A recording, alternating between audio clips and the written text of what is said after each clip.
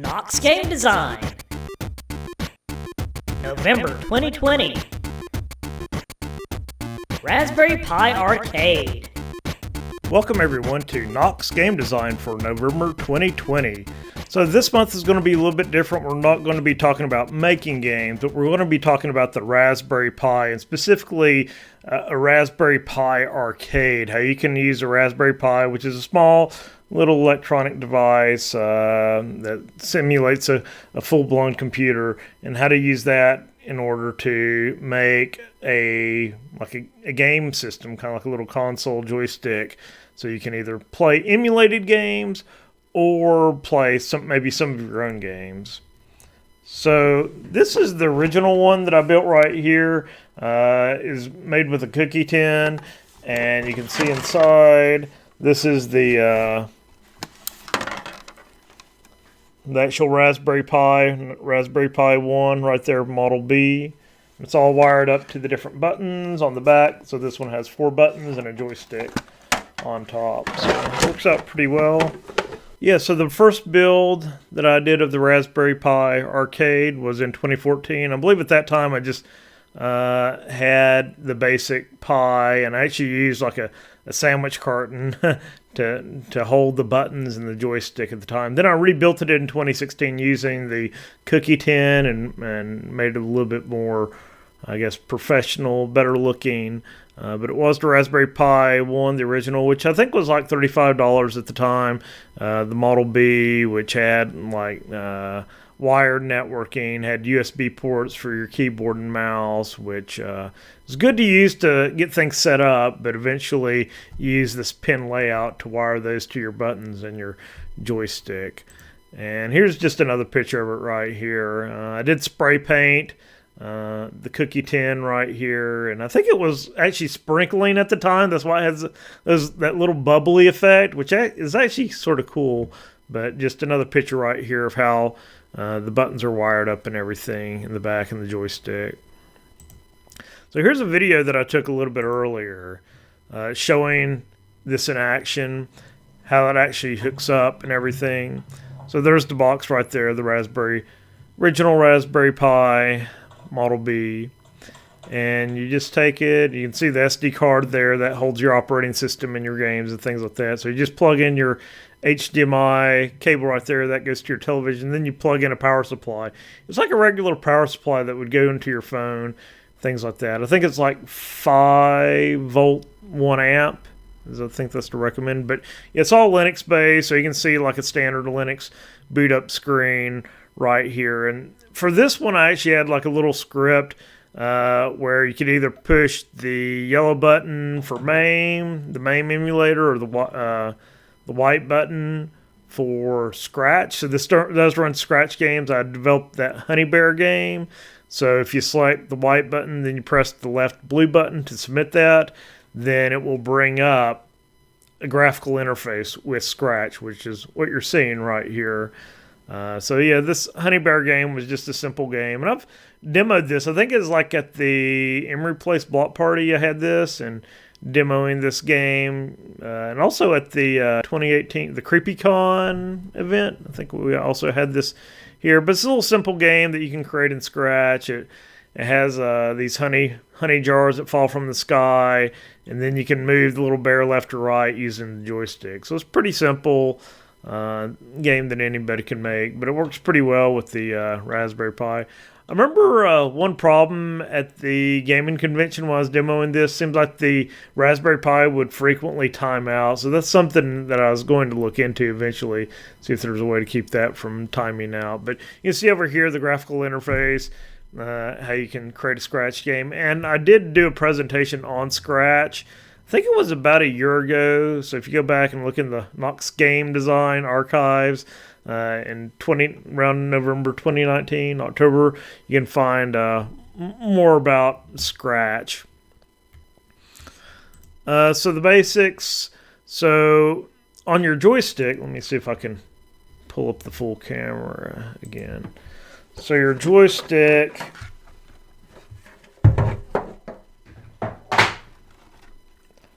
right here, if you can see the top right there, That has 5 different wires going in there. There's a red, an orange, a yellow, and a green. It's kind of like RGB or the resistor color codes. And then there's also a brown. So the brown is your ground. So each one of those wires, each one of the colored wires, red, orange, yellow, and green, represent up, down, left, and right. So you get 8 directions of movement, because you can have up and right and down and left and things like that. Then the ground has to go to a ground pin. So all those wires go to one of, there's this set of pins here at the very top. Right here, it's kind of hard to see. But each of those pins goes to one of these pins right here. And yeah, I got them connected. So the first time that I did this, I just used electrical tape, which does okay. You just got to make sure that it doesn't fall apart. And the second one that I did, I actually soldered the wires together, which works a lot better. Make sure they don't fall apart. The original Raspberry Pi did use a regular SD card, and I think in one of my tips that I mentioned later on that you got to watch out for with the Raspberry Pi 3, I think it's a micro USB. There's a micro and mini, I believe, but I think it uses a micro. So if you got the newer Raspberry Pi, make sure you get a micro and not a standard SD card. But yeah, it has audio on the side and the USB port, so you can put in a mouse and keyboard. But once I have the joystick and everything configured, then I just don't connect the mouse and keyboard anymore. But yeah, that's basically it for this one. I guess it's worth mentioning each button has like 2 wires that goes into it. One goes to a pin, it's called GPIO, which I can't remember what that stands for, but it's actually a numbered pin, a numbered GPIO number. Then the other one goes to ground. And one tip is you can have multiple ground wires go into one ground pin, which I really took advantage of that in the second one that I built. Go back. So yeah, they can be combined together. So the first thing you want to do is install the operating system on the Raspberry Pi. And I mentioned a little bit later, but I have a tool to do that. And you can download the operating system from, I think I just got one from Adafruit. Or you can install Raspbian. Raspbian is fairly standard. But yeah, there's different types of operating systems that you can install on that SD drive, and you actually flash that. They call it flashing, like downloading and installing it on your actual SD card. And there's also some software I'll talk about in a little bit, how to convert your joystick and button presses into emulated key presses. So here's the second one that I built, and I'll show it.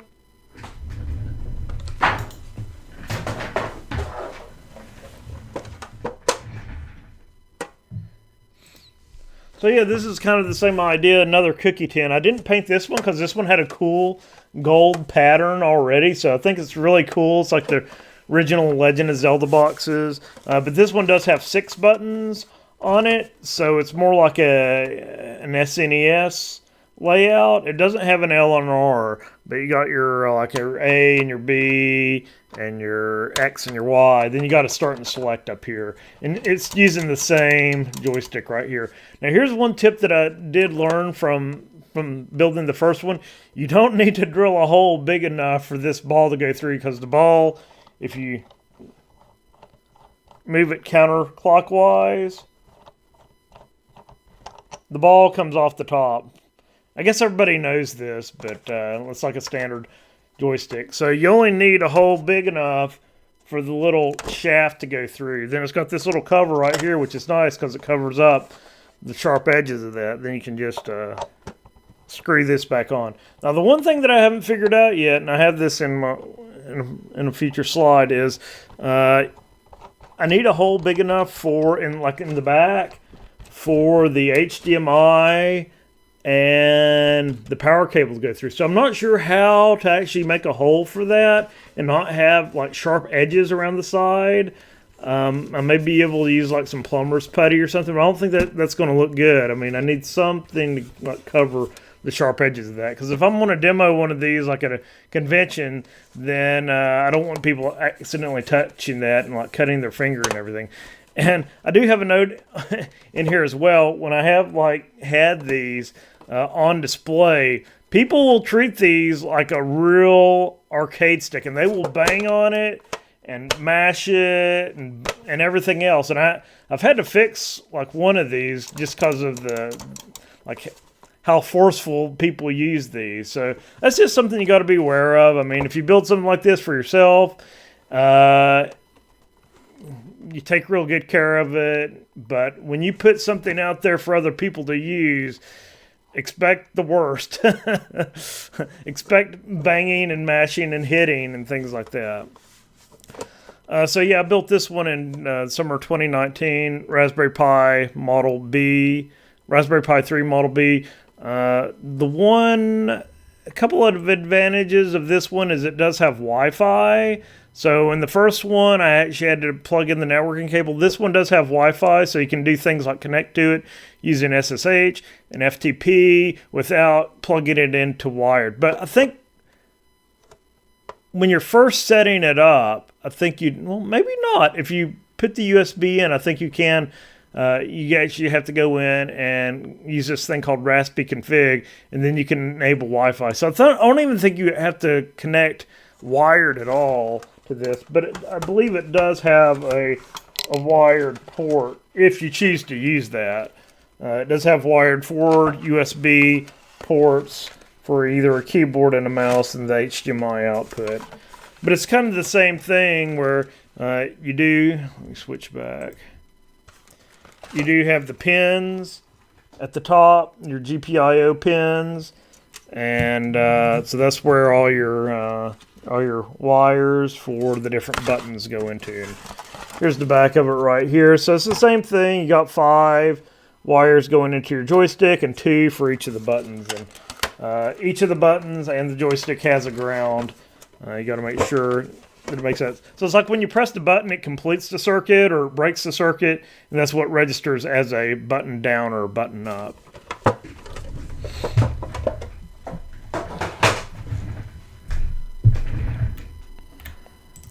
So here's just another picture of what I just showed, the 6 buttons on the back, and picture right there for future reference. So when I first built this one, and even the other one, you want to make sure, the first step is just to get your operating system installed and your emulators, whatever, working with just a keyboard and mouse. Then after you got that working, then you can go and make your case and start wiring the buttons and the joystick and everything like that. And it is kind of interesting because with the GPIO pins and even the case itself, it does allow you to be a little bit creative how you design this. Like you can pick wherever you want to put your buttons, and you just got to make sure your buttons are spaced far apart enough so that there's room, that wires aren't like conflicting with each other, and you just got to make sure you have enough space. I have had some problems where the joystick bottom is a little bit big, so you got to make sure it's not too close to the buttons or anything like that. But I'll talk a little bit about how I laid that out in a little bit. Here's a video that I made a little bit earlier showing the second build working right here. So you can see with the joystick here, there's 4 screws that hold the joystick into place. And the individual buttons, I just make a 1-inch diameter hole using a drill. And the buttons you just push right in and they snap in. So here I've got the power hooked up and also the HDMI. And here it is booting up on the television. So this one has RetroPie installed, which I'm not sure if this runs on top of Raspbian or if it's its own little operating system. But I got all this off Adafruit, and I have the links at the end. So if anybody wants to make a similar build, you can use those links and create your own if you choose to do so. But yeah, it has emulators for a bunch of old consoles like NES, Nintendo Entertainment System, Super Nintendo, and I got some ROMs on here.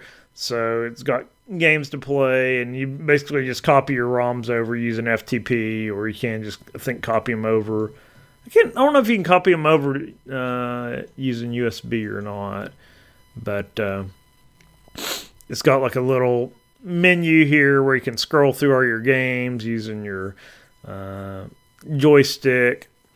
So the one that I'm going to show off here is Legend of Zelda, which I really needed a cameraman for this because I was holding my cell phone camera in one hand, then trying to play it with the other hand. But you can see here, it just takes a second to load up. And the emulation is really good. It looks great.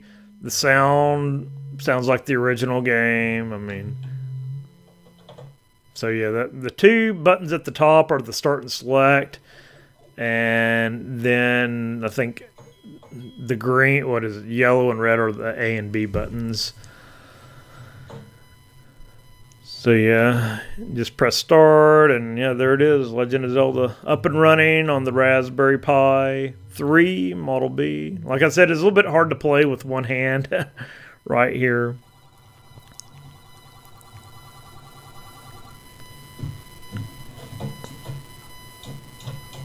A little bit hard to pick up the sword as well. But yeah, it works pretty good.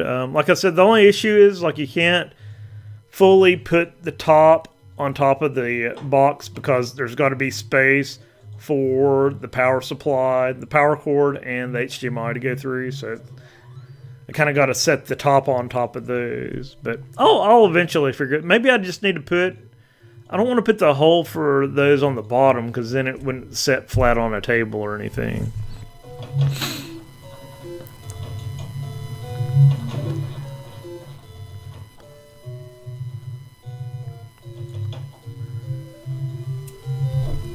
Yeah, so I just want to show that off first to give people an idea of like what this looks like in action and everything before I start talking about the details of building it. So here's the components. So like I said earlier, cookie tin case. But first step is just to get it working without that. Then you can build your case after. You could probably use a lunchbox or whatever. I like the cookie tin case because it's hard and durable. I mean, you could use real wood, things like that. Joystick and buttons. I have the links here to the Adafruit site. I think they may currently be sold out. Let's see here. But yeah, I've always had good experiences. So it's like $14 for the joystick. I think this whole build, I know it's under $100. But yeah, it does require some hookups. They do have like these little clamps, and you just have to either use electrical tape or solder these bearings to an end with a clamp. And they used to have the clamps on sale as well. But they got some pretty cool things like glowing buttons. I haven't ever tried the glowing buttons before. I usually use these little arcade buttons right here, which are pretty neat. Like I said, it's a 1-inch diameter, so you just push it in and the sides of the button just snap into place once you have it in there.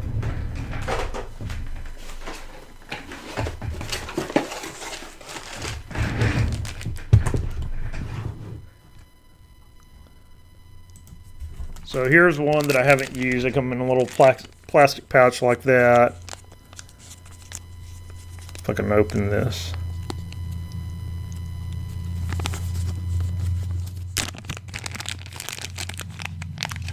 Yeah, so that's what it looks like right there. It's got the two connectors on the back, like that. And these sides kind of stick out. And then when you push it through the hole, then they push in, then they snap into place, so it holds the button in snugly and just presses in like that. Some other things which mentioned on the slide here, the jumper wires. I think you can also buy those through Adafruit. But yeah, they're just wires like this. It's kind of like the Roy G. Biv. And it's got these end connectors right here. So these are the ones that can like fit on top of those GPIO pins. But these won't fit onto the end of the button. There's a different type of connector for that. It's kind of like a little sleeve type connector. nobody ever taught me any of this, so I kind of came up with my own name, so I'm sure I'm not using the technically correct names for a lot of this stuff. I did order one of these little boards right here that you can use but I didn't use those. Another thing you need is, I use these it's like number 8 screws. So that's what I use to hold the joystick into place. So you'll need those, and also the other ends, the other clamps. That I can't remember what the name of those are. You also need a power supply. I mean, I think a lot of phone power supplies will work, but it's a 5-volt 1 amp. And heat shrink tubing. So if you are doing soldering, there's heat shrink tubing, which I didn't know about until I started this, but it's really cool stuff. Yeah, so this is the heat shrink tubing right here. It's called heat shrink. And I forget what the size that I use. I think these work pretty good, the number 8, but you might need a size a little bit bigger. But what you can do is you take one of these and you cut it, then you put each end around one end of a bare wire. Then you take a heat gun and then you heat it up, and this tube will just shrink around those 2 wires, forcing them together. But you only want to do that after you soldered the wires together. So the soldering is going to hold the wires together, but this kind of just makes it so the soldering doesn't fall out of place or anything. So here's some more tools that I used. A standard Black & Decker drill, and I have these bits right here, which you can see. I also have them right here. I use these standard bits, these titanium bits. They work pretty good for drilling holes.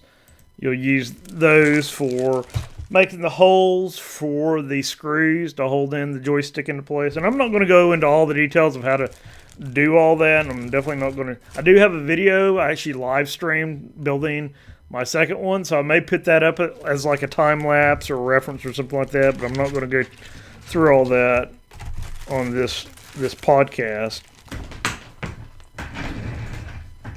Yeah, so here's the drill that I use to drill the 1-inch holes, and it has this end drill right here, circular bit type thing. So that's what I use to drill the holes for the button in the top, the buttons on the top, and also the shaft of the joystick on top. But you can replace this top right here and put in the bit for drilling in the holes for the screws to hold the joystick into place.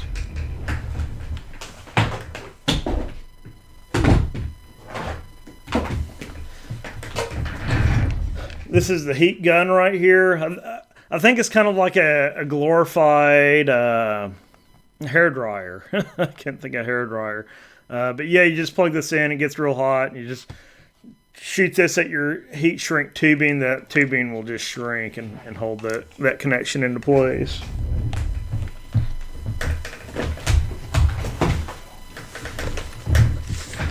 This is a soldering kit that I bought. I had never soldered anything before this, so I thought it was about time that I learned. But yeah, it's pretty nice. I think I got this for $100 or so. But typically I just use the soldering iron, which gets really hot, and the soldering material right there. Also did buy an additional package of it in case I need any more. But yeah, it comes with a little stand, so when you're soldering, you can prop up your soldering iron while it's hot.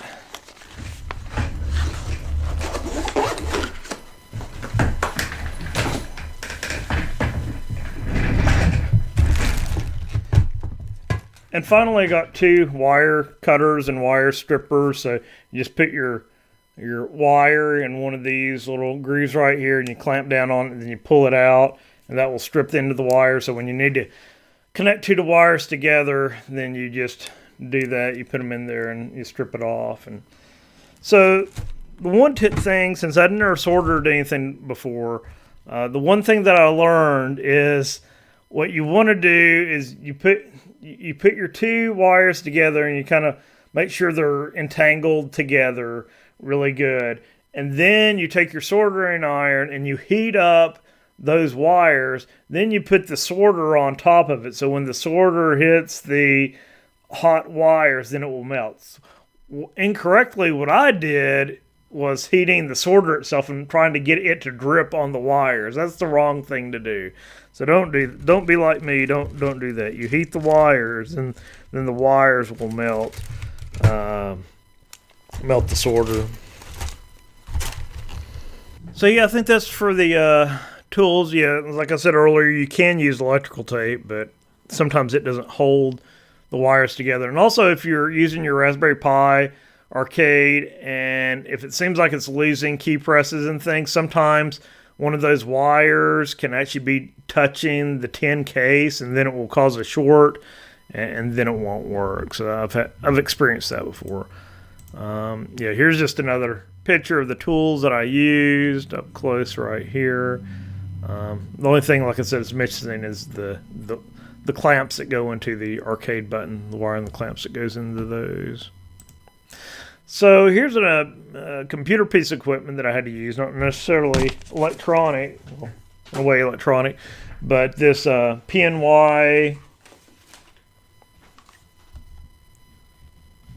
USB hub right here. So it's right here. So it's pretty nice. You can take a USB like flash drive and just stick it into there, and then you can plug the other end into your computer or whatever. But it's really nice because it has a slot for an SD card and a micro SD card, so you can copy files from one. You don't have to worry about like moving between systems. It just does it all for you right here. So that's what I use to move the image, either the Raspbian image or the RetroPie image for the operating system, onto either the SD card or the micro SD card, which fits into the Raspberry Pi hardware. So I mentioned earlier, the software. This is where you got it downloaded if you want to use RetroPie. Just retropie.org.uk download. And they got different versions for the original Raspberry Pi, the 2 or 3, and then the Raspberry Pi 4. I haven't had a 4 yet, but it has some documentation on how to use it and everything. And there is another tool called Etcher, which you can get for Windows, and that's what you can use to actually, what they call flash or install that operating system onto the SD card or the micro SD card for the Raspberry Pi. There's a tool called Retrogame, which I don't have a link here, but it's all on the Adafruit site. So that's the tool, that's the software you'll actually use to convert the button presses and joystick movements into emulated key presses. So there's a pretty easy way to get it up and running without having to do any like low-level programming or anything to handle button presses or joystick movements. Once you get it installed, there's this tool called raspi-config. You'll use that to enable your Wi-Fi. And one thing you got to watch out for if you're in America, like me, I think it has a default UK keyboard layout. So if you try to press like tilde, like if you're trying to get to your home directory, then you might get a pound symbol. So you want to make sure you go in there and change that. Another tool you want to use, part of the standard Linux operating system, is ifconfig. And you'll use that to get the local IP address of your Raspberry Pi if you want to connect to it, to copy files over to it from a PC on your local network onto your Raspberry Pi. So I talked a little bit earlier about the GPIO number. So here's the layout. Now, I think this is specific for each Raspberry Pi. So if you got a Raspberry Pi 4, then it might be different than this Raspberry Pi 3. But when I first started doing this, I was trying in my Retrogame configuration, I thought all the pins were like numerically in order. So sometimes you'll see the pin number, which is just like 1, 2, 3, 4, 5, 6. But what the Retrogame tool uses is a GPIO numbering, which is this like 2, 3, 4 you see here, and then it jumps to 17, then to 27, then 22, and things like that. And some of these will also show you the ground number, like here on the right side. You can see like pin 9 and 6 and 14 and 20 are all ground pins. So what typically ends up happening is you'll have more. So for your joystick and all your buttons, you're going to have one that goes to a GPIO number pin. Then you'll have one going to the ground. But you may end up with the case where you have way more wires that need to go to a ground than you have ground pins. So what you can do is you can take all those and like put them all together, kind of wrap them together and solder it together, or use electrical tape, and then you can make that go to one ground pin. So I've had success doing that.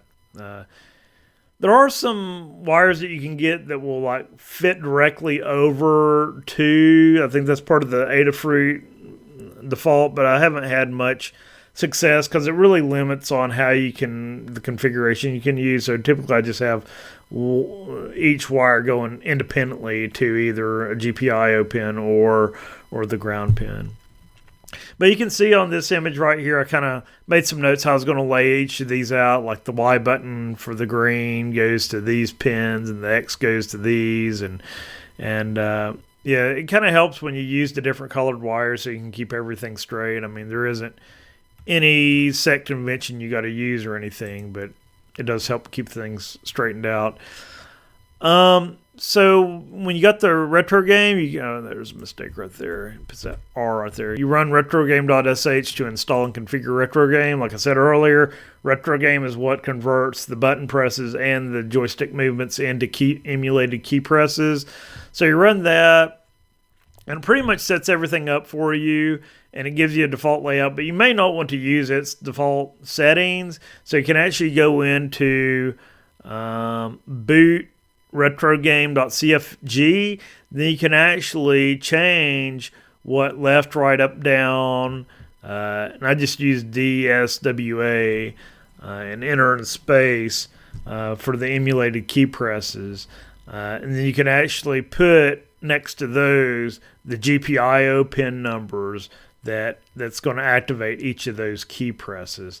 So then once you have all that set up, then you can go into the emulation station software and then say, hey, I want a D to correspond to like the B button, or I want up to correspond to what do I have it right here, 4 or something like that. So you got a lot of options on how you configure all that. So lessons learned, I already talked about some of this. Yeah, you don't need to drill a huge hole for your joystick like I did the first time. You can see on my original one, you can tell it was kind of sloppy. And I also missed up on the pilot hole drills. So you kind of want to lay out where the holes are for your screws, because you can see I actually had to drill it again. But yeah, I did a huge hole that I had to cover it up with like electrical tape right there. Then I just kind of painted on top of it. But it is kind of hard to get these screws back here lined up so you know exactly where to drill the pilot holes for those.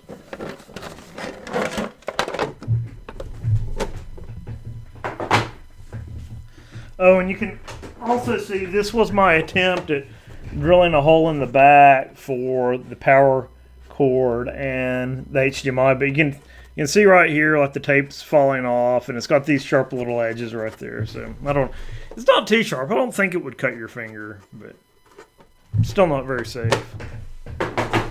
I'll talk about enabling SSH here in a little bit in SFTP. Talked about using solder iron to heat the iron. Yeah, I'm going to have to figure out how to mount the Raspberry Pi onto the case with the shorter screws. Oh, so when you get into your Raspberry Pi, you can go to like a standard Linux bash shell, and it may prompt you to log in. The default password is Pi Raspberry. username Pi, password Raspberry. So if you need to get in there and configure some stuff by command line, you use that. You probably want to change the password using PASSWD, I believe. It's like all standard Linux systems. I talked about that. Yeah, and I think you can press start and select in that emulation station software to exit an emulated game. At least the way I had it set up. So yeah, this is accessing through SSH and SFTP. So what you want to do is, like, once you have your Raspberry Pi up and running, run ifconfig, and you'll see like a WLAN 0, and it'll say iNet, then you'll see the IP address right here. So this will be like a local network IP, assuming you're behind a router. And then you can just either open up PuTTY using that IP, or like I use FileZilla.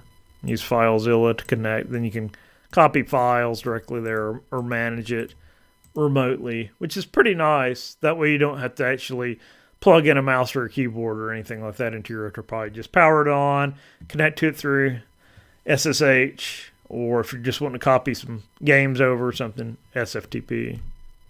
Now, I forgot the folder. I think it's all in like the RetroPie folder where you put all your ROMs and everything like that.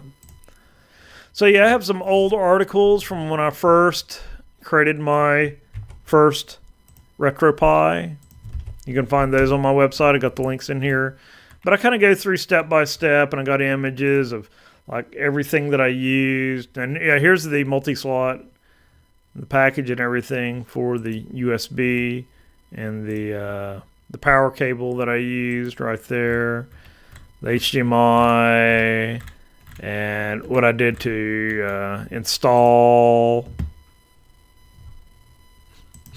the operating system and everything. So I got it all documented here for the original Raspberry Pi arcade.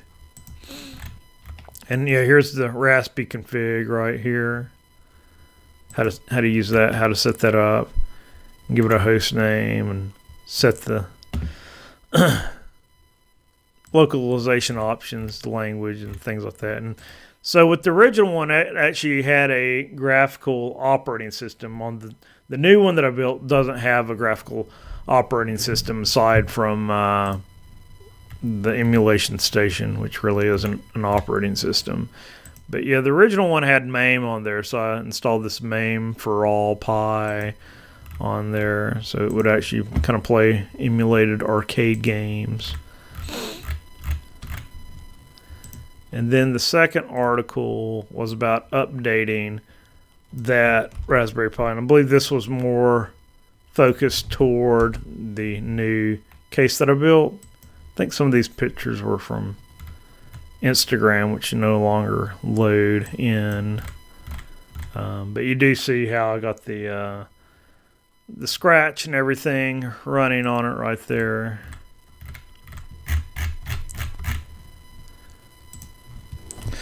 So for the show and tell this month, Locksmith Army on our Knox Game Design Discord, he's released his game on Steam. It's called Labyrinth.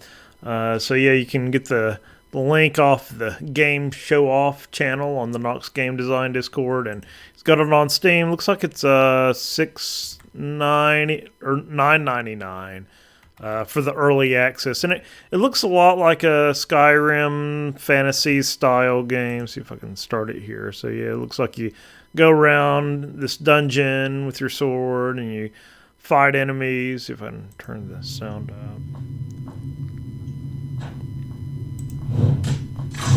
Yeah, so you fight skeletons.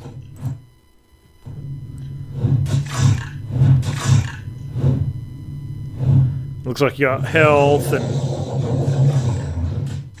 money, and I'm not sure if that's magic, or it looks kind of like a stamina meter up here. I guess that's what that is.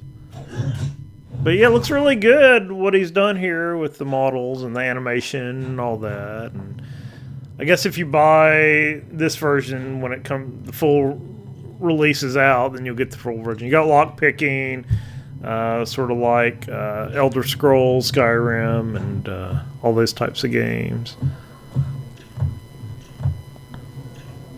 Can rest at the end. I guess that restores your health and energy.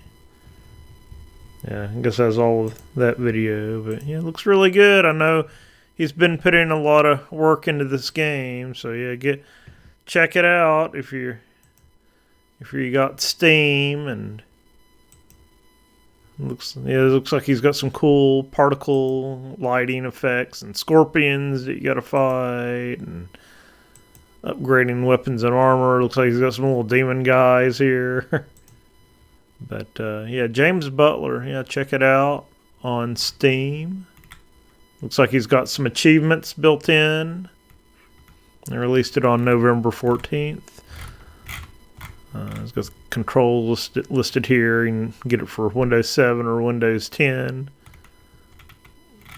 So yeah, check out Labyrinth by James Butler.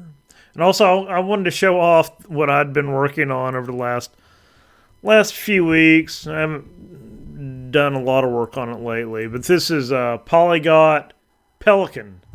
So you play Pelican, it gives you a word in English, and you got to it's kind of based on number munchers. You eat the words, the foreign words that match the word there. So like black, let's see here, Kuro. So I got Japanese in here 3 times. Romaji, Kanji, and Kana. So I probably need to reduce the Japanese just to 1. Schwartz. And I need to add like a practice mode, because like this Russian, I don't know any of them. So I need a way to make it so that if you don't know any of the words, yeah, game over. So you only get 3 lives. But so here's purple. So I know that's Murasaki. I'm pretty good with the Japanese. But like violet is French. But yeah, the Russian, I don't know. I want to have it where I can like limit the viola. That's kind of like violet. Purpura. I do have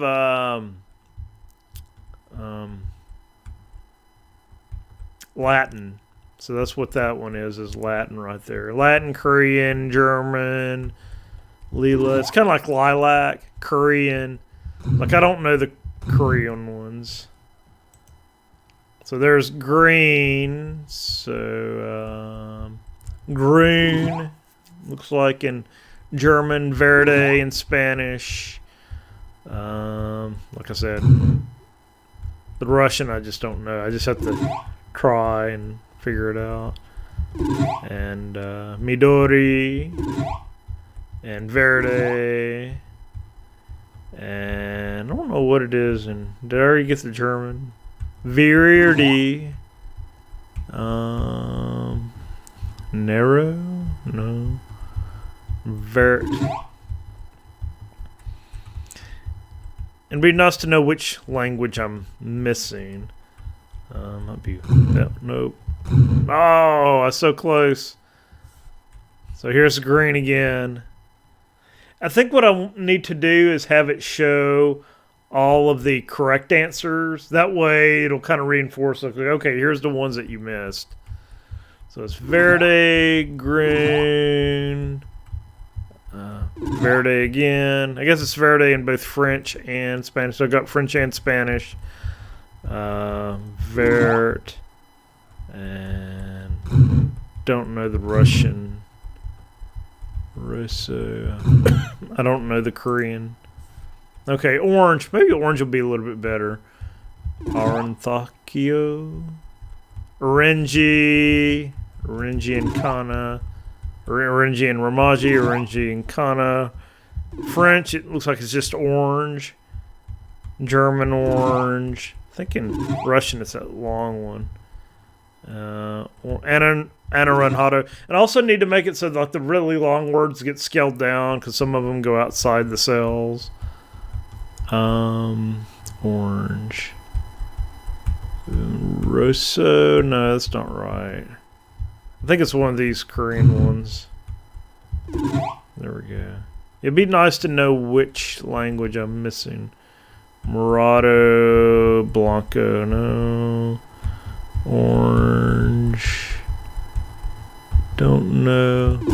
Oh, I got it. So next level. So I think there's like 5 or so that you got to get for each. That's another thing I could do. I could put how many words you got to match. But yeah, I want to kind of have like different difficulty levels. So if you only want to do like French and Spanish just to start out with.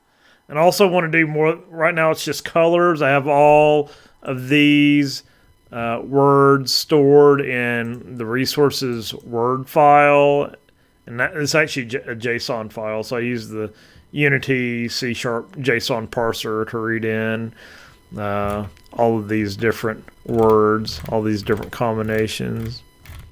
But yeah, I want to have like the days of the week, numbers, just, I don't know, different categories like that. But yeah, see if I can find scripts, word file reader. So it's actually pretty easy. I got this parse file, and I just store that text into a string, and then I split it on each line. Oh, maybe, yeah, I don't have this in JSON yet. This is just pipe delimited. Yeah. So I guess I had planned to make this JSON instead of just pipe delimited. So, but yeah, one neat thing is I was able to just like copy the Korean or the Russian or the Japanese and paste those characters directly in here. And it didn't have a problem. It isn't like you're only limited to the 128 ASCII characters or 256 ASCII characters. I was able to paste that in there and is able to read it into a string object, no problem at all. So I thought that was kind of cool. But anyway, yeah, that's what I've been working on. Yeah, so that's going to wrap it up for Raspberry Pi Arcade. I want to go back and see if I can actually make a game. Now, I did look into seeing if I could make a Unity game run on the Raspberry Pi. And what it sounds like is you'll have to build like an APK for an Android build, but then there's still some middleware you're going to have to put on the Raspberry Pi to make the Raspberry Pi, because it's ARM-based, and to make it act like an Android device. So I just quickly looked into that and thought it looked too hard at the time to figure that out. But that's something I do want to look into maybe in the future. So it's going to wrap it up for November 2020, and hopefully I'll be back in December 2020 with a new topic. Still want to do Allegro and some other things like that. So anyway, thanks everyone for listening and watching.